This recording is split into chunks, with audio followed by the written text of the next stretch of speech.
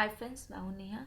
ये PHP with MySQL user registration का 8 tutorial है और इस ट्यूटोरियल में हम लोग PHP जो register.php लिख रहे थे उसका कंटिन्यूएशन देखेंगे। तो यहाँ तक आपने देखा कि सबसे पहले ये चेक कर लिए हैं कि जो मेथड जो है आपका पोस्ट है, ये पता चल गया यहाँ से आपका कि पोस्ट है। पहला हम चेक करा रहे हैं, एक वेरिएबल बना चुकी हूँ अरे का, जो भी एरर होगा वो यहाँ आ जाएगा। मैं हर बार चेक करा रही हूँ कि अगर एम्प्टी है तो एरर दे दे, अगर नहीं है तो ट्रिम करके यूज़र का इन्फॉर्मेशन ले ले। नेक्स्ट क्या है, लास्ट नेम में भी अगर यूज़र ने इन्फॉर्मेशन डाला है तो उसे सेव कर ले, नहीं तो एम्प्टी है तो यूज़र को एरर दे दे। नेक्स्ट ईमेल के लिए भी चेक करा रही हूँ कि अगर एम्प्टी है तो एरर दे दे, नहीं तो यूज़र का इन्फॉर्मेशन ले ले। यहाँ पे भी वही चेक करा रही हूँ कि अगर एम्प्टी है तो एरर दे दे, अगर एम्प्टी नहीं है तो चेक कराए कि पहला पासवर्ड जो है दूसरे पासवर्ड के बराबर अगर कन्फर्म है तो, अगर नहीं है पहला दूसरे के बराबर तो उसको एरर दे दे, नहीं तो वो यूज़र का इन्फॉर्मेशन ले ले। तो चलिए इसके अंदर अब हम लिखते हैं। अब हम क्या करेंगे कि जो भी डेटा है वो इंसर्ट कराएंगे। अगर ये सब कुछ सही है, यूज़र ने फर्स्ट नेम, आपने यहाँ देखा कि अगर यूज़र ने first name, last name, email, password, confirm password सब कुछ सही डाला है, तो अब जो भी यूज़र इन्फॉर्मेशन यहाँ पे डाल रहा है वो जाके सब सेव हो जाए, किस में, तो डेटाबेस में, यहाँ पे जाके सेव हो जाए। तो चलिए हम लिखते हैं इफ़ एम्प्टी डॉलर एरर्स, जो भी हम लोग ने वेरिएबल बनाया है एरर्स, यहाँ हम चेक करा रहे हैं कि अगर सब कुछ ठीक है तो यूज़र का जो भी इंफॉर्मेशन है उससे ले ले। तो यहाँ हम लिख रहे हैं अगर एम्प्टी है, अगर डॉलर एरर में अगर कुछ भी नहीं है, इसका मतलब कि कोई भी एरर नहीं आया है, तो यूज़र का इन्फॉर्मेशन लेके रजिस्टर करा ले। तो यहाँ पे सबसे पहले मैं रिक्वायर कर देती हूँ। देखिए, रिक्वायर और इंक्लूड के बारे में मैंने डिफरेंस बताया था कि दोनों एक ही काम करता है, बस ये फटल एरर देता है अगर ये स्क्रिप्ट नहीं फाइंड करता है तो, और वो वार्निंग देता है और तब भी रन करने देता है इंक्लूड में, मगर रिक्वायर में रन नहीं करने देगा, वो वहीं पे स्क्रिप्ट को रोक देगा। तो यहाँ हम रिक्वायर लिखते हैं और यहाँ मैं लिख लेती हूँ MySQL। आप यहाँ देख सकते हैं connect.php नाम था हमारा, तो connect.php, ठीक है। तो अगर यहाँ पे कनेक्ट कर रहे हैं हम लोग डेटाबेस से, अब क्या करेंगे, जो भी इंफॉर्मेशन यूज़र देगा वो ले लेंगे। तो यहाँ लिख देते हैं register the user in the database, जो भी यूज़र इन्फॉर्मेशन दे रहा है डेटाबेस में डाल दो। और साथ ही साथ हम लोग क्या करेंगे, मेक द क्वेरी को। तो चलिए सबसे पहले मैं $q एक वेरिएबल बना लेती हूँ और इसमें हम क्या करेंगे, इंसर्ट कर रहे हैं। इंसर्ट जो भी यूज़र इन्फॉर्मेशन देगा, इंसर्ट इनटू। देखिए, इंसर्ट इनटू के बारे में मैं पहले ही बता चुकी MySQL ट्यूटोरियल में, आप चाहते हैं तो रेफर कर सकते हैं, मैं डिस्क्रिप्शन बॉक्स के नीचे लिख दूँगी। इंसर्ट इनटू के लिए अगर इंसर्ट कराना आपको यूज़र का इन्फॉर्मेशन, तो आपको लिखना होगा इंसर्ट इनटू जो भी आपके टेबल का नाम है। आप यहाँ देखें, मेरे जो टेबल का नाम है वो यूज़र्स है, यहाँ आप देख सकते हैं यूज़र्स, तो मैं यहाँ यूज़र्स लिखूँगी, यूज़र्स। और यहाँ पे मैं सबसे पहले मैं फ़र्स्ट नेम डालूँगी, नेक्स्ट क्या है, last name, next email, next password मैं डालूँगी, नेक्स्ट रजिस्ट्रेशन डेट। तो फर्स्ट नेम हो गया, लास्ट नेम हो गया, ईमेल हो गया, पासवर्ड के लिए आप पासवर्ड, और रजिस्ट्रेशन डेट। तो यहाँ पे देखिए, जो भी आपने फिल डाला था यहाँ पे वो हमने यहाँ पे लिख लिया है। और इसके अंदर हम लोग वैल्यूज़ लेंगे, वैल्यूज़। और जो पहला आपका है, मैं यहाँ पे पहला जो है $FN लिखूँगी, क्योंकि यहाँ पे आप देखिए जो भी वैल्यूज़ में एक कैप्स लिखें, तो जो भी इंफॉर्मेशन होगा वो यहाँ से लेगा। देखिए ये वेरिएबल FN है, उसको मैं लिख लूँगी, तो जो भी इंफॉर्मेशन होगा यहाँ पे आ जाएगा। नेक्स्ट क्या है, दूसरा वेरिएबल LN है, यहाँ देखिए LN है, तो मैं ऐसे कॉपी कर लेती हूँ और यहाँ पे मैं पेस्ट कर देती हूँ। नेक्स्ट क्या है, नेक्स्ट जो यूज़र का इन्फॉर्मेशन है वो है $E, यहाँ से मैं $E ले लेती हूँ और यहाँ पे मैं सेव कर देती हूँ। नेक्स्ट क्या है, पासवर्ड। देखिए, पासवर्ड के लिए हम क्या करेंगे, हम लोग एक, देखिए SHA-1 का यूज़ करेंगे। ये क्या करता है, ये इस फॉर्म में ले आता है, इनक्रिप्ट कर देता है पासवर्ड को। तो देखिए पहले मैं यहाँ पे आपको दिखाती हूँ। मान लीजिए फर्स्ट नेम पहले डाल देती हूँ, पहला नेहा सिन्हा @gmail.com, पासवर्ड नेहा ही रहने देती हूँ, कन्फर्म पासवर्ड नेहा है। ठीक है, इसे हम रजिस्टर कर रहे हैं। तो जो भी आपने इन्फॉर्मेशन डाला है वो जो हम लोग ने डेटाबेस देखी, मैंने इसका रजिस्टर का और इसका दोनों का डेटाबेस सेम ही है और उसका टेबल भी सेम है, इसलिए ये जो हमने नया अभी क्रिएट किया है यूनिवर्सिटी यूज़र्स, ये इसके अंदर आ गया है वैल्यू, क्योंकि इसका भी जो मैंने डेटाबेस और टेबल है वो सेम किया है। तो मैं ये इसे हटा दूँगी और आपको फिर से बता दूँगी कि किस तरीके से हो रहा है। तो ये जो आप देख सकते हैं पासवर्ड मैं दिखा रही हूँ कि जो पासवर्ड है ये देखिए किस फॉर्मेट में है, इस फॉर्मेट में है। तो ये SHA-1 जो पासवर्ड है ये क्या करता है, इनक्रिप्ट कर देता है डेटा को इस फॉर्मेट में। चलिए तो यहाँ पे हम लिखते हैं, चलिए तो यहाँ लिखते हैं इंसर्ट इनटू यूज़र नेम हो गया, first name last name email password, और यहाँ हम लिखेंगे SHA-1 और यहाँ पे मैं $P कर देती हूँ, इसलिए क्योंकि देखिए यहाँ पे वेरिएबल $P बना है। तो SHA-1 के बारे में आपको समझ में आया कि ये क्या करता है, ये इनक्रिप्ट कर देता है डेटा को इस फॉर्मेट में। तो ये सिक्योरिटी के लिए भी होता है, अगर आप इस तरीके से डालते हैं तो सिक्योर होता है आपका पासवर्ड। नेक्स्ट क्या है, रजिस्ट्रेशन डेट, जो हम लोग डेट टाइम यूज़ किया था डेटाबेस, तो इसमें हम लोग नाउ यूज़ कर लेते हैं। ठीक है, नाउ क्या करेगा, वो जो अभी का डेट और टाइम है वो आपको बता देगा। तो ये आपका इंसर्ट हो गया है क्वेरी। अगर सब कुछ ठीक रहा तो आप इसे इंसर्ट कर दें। मैं यहाँ पे ये इंसर्ट हो चुका है, पहले हमने डेटाबेस को कनेक्ट कर चुकी हूँ, उसके बाद हमने यहाँ पे इंसर्ट कर रही हूँ। इसके अंदर अब क्या करेंगे, जो भी इंफॉर्मेशन होगा वेरिएबल आर में रख लूँगी और लिखूँगी MySQL क्वेरी। क्वेरी क्या करता है, जो भी आपका MySQL का क्वेरी है वो इसमें पास करा देंगे। तो ये 2 पैरामीटर लेता है, पहला तो आपका DBC जो हमने यहाँ पे एक डेटाबेस जो क्रिएट की थी और इसमें जो आपका डेटाबेस का नाम है वो, तो वो लिख ली हूँ मैं यहाँ पे। और नेक्स्ट जो पैरामीटर होगा वो आपका वो ये होगा, यहाँ देख सकते हैं जो भी क्वेरी होगा वो आ जाएगा। तो यहाँ पे ये क्वेरी आ चुका है।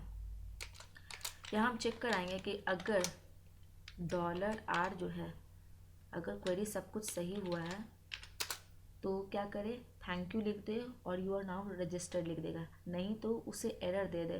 तो चलिए सबसे पहले मैं यहाँ पे अगर सब कुछ सही हुआ है तो मैं यहाँ पे लिख लेती हूँ कि अगर सब कुछ सही हुआ है तो मैं इको कराऊंगी। तो मैं पहले यहाँ पे H1 टैग डाल देती हूँ और इसे हम क्लोज कर देते हैं।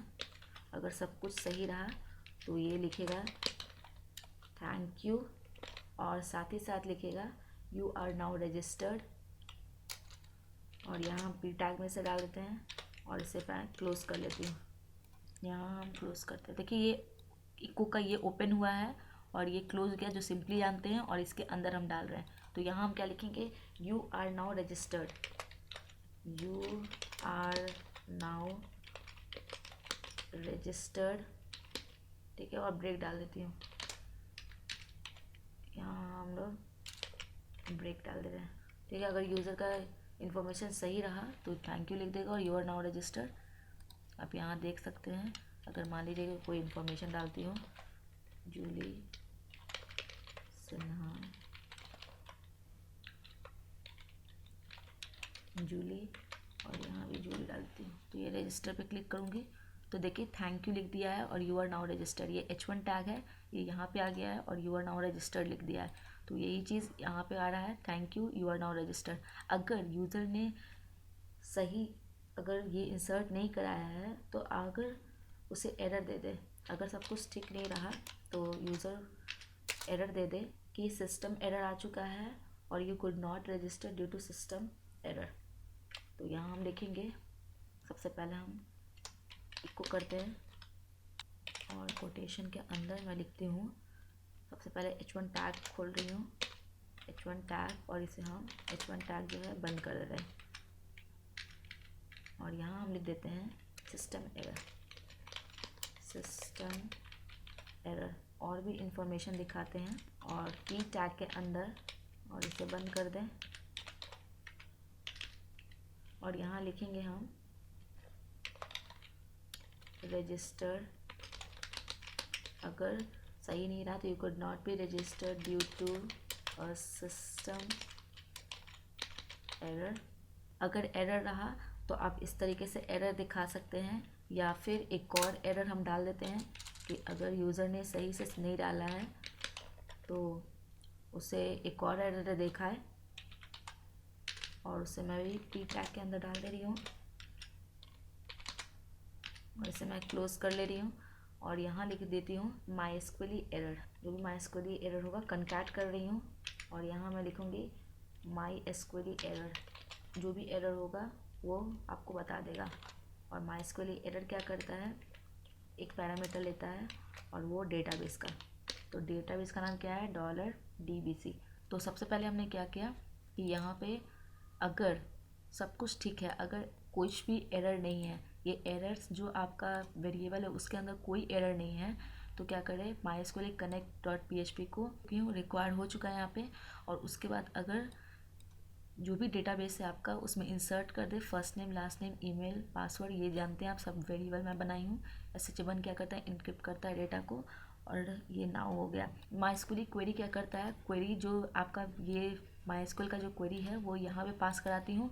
अगर सब कुछ ठीक रहा, देखिए यहाँ पे इफ़ अगर सब कुछ ठीक रहा तो उसको यूज़र को दिखा दो thank you, you are now registered. नहीं तो एरर दिखा दे पहले सिस्टम एरर और you could not be registered due to system error. और साथ ही साथ MySQL एरर। MySQL एरर क्या है, MySQL एरर दिखाएगा कि क्या एरर आया है और ये एक पैरामीटर लेता है $DBC। तो ये देखिए यहाँ पे इफ एल्स बन चुका है, ये एरर मैसेज भी बन चुका है। तो अगर यूज़र ने सब इन्फॉर्मेशन दिया तो यहाँ पे आपका ये सारा इन्फॉर्मेशन ले ले और नहीं तो यहाँ पे एरर दिखा दे। ये देखिए यहाँ पे ये एरर का बंद हुआ है। अब हम क्या करेंगे कि इसे क्लोज़ कर देती हूँ। तो यहाँ पे सबसे पहले मैं पहले एक कमेंट लिख देती हूँ और यहाँ लिख देती हूँ एंड ऑफ, क्या आपको समझ में आए कि किसका ये बंद हुआ है, end of if statement $R का। यहाँ देखिए $R का एंड हो रहा है ना, ये हो गया आपका $R का और ये एल्स, तो ये हो गया, इसका बंद हो गया। अब हम क्या करेंगे, इस MySQL को क्लोज कर देते हैं। तो MySQL क्लोज, और यहाँ हम MySQL क्लोज के लिए आपको डेटाबेस एक पैरामीटर लेता है और डेटाबेस को सेलेक्ट करना होगा। तो यहाँ पे मैं लिख देती हूँ क्लोज द डेटाबेस। और अगर ये सब कुछ हो चुका है, फॉर्म जो भी है यूज़र ने इन्फॉर्मेशन सारा दे चुका है, तो यहाँ पे फुटर इंक्लूड कर दो और एग्जिट कर दे। मैं बताती हूँ ये क्या कर रहा है, पहले मैं लिख लेती हूँ include the footer and quit. देखिए मैं बताऊँगी ये क्या हो रहा है, पहले मैं लिख लेती हूँ सारा इंक्लूड, और इसके अंदर हम लिखेंगे जो हमारा इंक्लूड्स फोल्डर है और उसके अंदर footer.php है और यहाँ पे एग्जिट फंक्शन का यूज़ करेंगे। देखिए ऐसा हम लोग इसलिए कर रहे हैं, देखिए आप सोचेंगे कि यहाँ पे तो आपने फुटर को इंक्लूड कर दिया, फिर यहाँ पे क्यों करें। ऐसा इसलिए कर रहे हैं क्योंकि जब यूज़र इन्फॉर्मेशन सारा डाल देता है, यहाँ पे जब यूज़र इन्फॉर्मेशन डाल देता है तो फिर से हम नहीं चाहते हैं कि फिर से वो पेज, ये जो फॉर्म है फिर से ये दिखाए। तो इसलिए हम क्या कर रहे हैं, यहाँ पे फुटर को डाल देंगे और ये क्या करेंगे, एग्जिट कर देंगे, ये हट जाएगा, ये फिर से आपको फॉर्म नहीं दिखाएगा। नहीं तो ये बार बार आपको यूज़र इन्फॉर्मेशन डालने के बावजूद भी फॉर्म दिखाएगा, जो हम नहीं चाहते हैं। तो ये देखिए ये जो एग्जिट है, ये मैं बाद में भी आपको हटा के भी बता दूँगी कि क्यों ऐसा कर रहे हैं, क्योंकि ये फिर से आपको वही फॉर्म दिखाएगा जो यूज़र को ज़रूरत नहीं है। तो इसलिए हम यहाँ पे एग्जिट का यूज़ कर रहे हैं। तो ये देखिए इफ़ यहाँ पे अगर सब कुछ ठीक है, अरे जो हम बनाए थे अगर उसमें कोई एरर नहीं है, तो ये क्या करे, इंसर्ट कर दे सारा इन्फॉर्मेशन। अगर एरर है तो ये देखिए यहाँ पे मैं एल्स लिख रही हूँ, अगर कुछ एरर है, एरर मैसेज दिखा है, तो यहाँ पे मैं लिख देती हूँ अगर कुछ एरर है। तो मैं इसलिए कमेंट हर जगह लिख देती हूँ कि आसान होगा बाद में समझने के लिए। रिपोर्ट द एरर, अगर हमने कुछ गलती किया है तो बाद में हम ये कमेंट के थ्रू समझ में आ जाएगा कि कहाँ पे एफ हुआ है, कहाँ पे एल्स हुआ है, किसका हुआ है, इस कारण से। तो अगर एरर है तो देखिए अगर यूज़र ने यहाँ पे एरर, सब कुछ ठीक है तो यूज़र का इन्फॉर्मेशन जो है इंसर्ट कर दे यहाँ पे जो इंसर्ट किए हैं उससे। अगर कुछ यूज़र ने एरर दिया है तो ये देख सकते हैं आप, यहाँ पे हमने एरर दिखाया है, तो ये हम लोग एरर जो है दिखाएंगे यूज़र को। तो यहाँ लिख देते हैं कि अगर यूज़र ने एरर दिखाया है तो सबसे पहले मैं h1 टैग लिख रही हूँ और इसे मैं क्लोज कर देती हूँ। और इसके अंदर हम लोग लिखेंगे एरर्स। ठीक है, आप यहाँ देख सकते हैं कि यहाँ पे एरर लिख चुके हैं, तो यहाँ पे आप एरर लिख दें। अब हम लोग इसके आगे का कंटिन्यूएशन नेक्स्ट ट्यूटोरियल में लिखेंगे। Thank you so much guys and don't forget to like, subscribe and share my channel.